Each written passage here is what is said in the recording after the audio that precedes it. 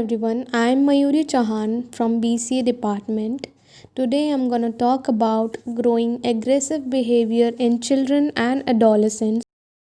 There are phases in every child's and youth life where they show some aggressive traits more as usual. After all, the body, mind, and soul of the growing person is at different stages of development, and that brings its own problem. It can be said aggressive behavior in children and adolescents is always a sign of helplessness and hopelessness. It is, so to speak, the last attempt to make a seemingly hopeless situation known while screaming for help.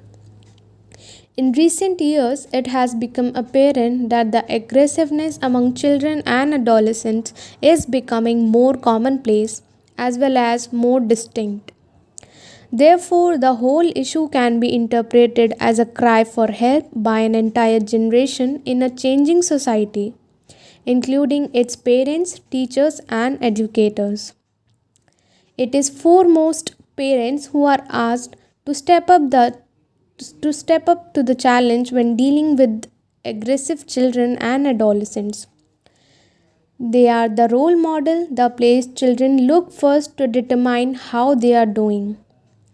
Providing a diverse and healthy social environment, for example, joining clubs and interest groups as well as volunteer work, is a barrier for aggressiveness to grow. Try to find the right balance in your parenting style, not too strict, not too lax, and certainly not too much liberation either. Try to allow your child to break free from an oppressive situation. For example, let him live with another relative if the relationship to your child is severely traumatized.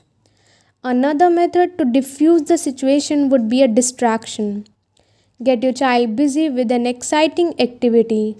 Those things can make a big difference. Try to introduce a reward system for appropriate behavior.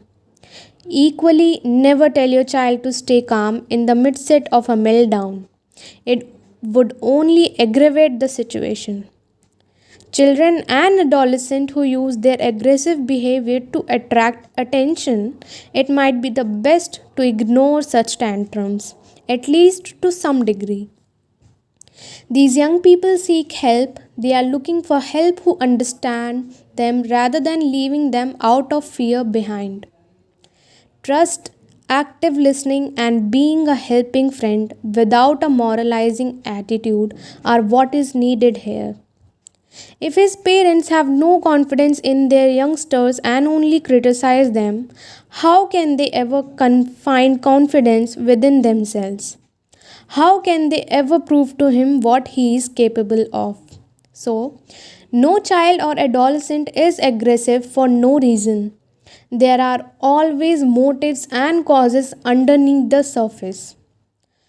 Once you have found those causes, you can look for the solution. If parents, teachers, and the entire community work closely together and pursue a sensible strategy, usually you can get a good grip on this problem. That's it. Thank you so much for listening to me.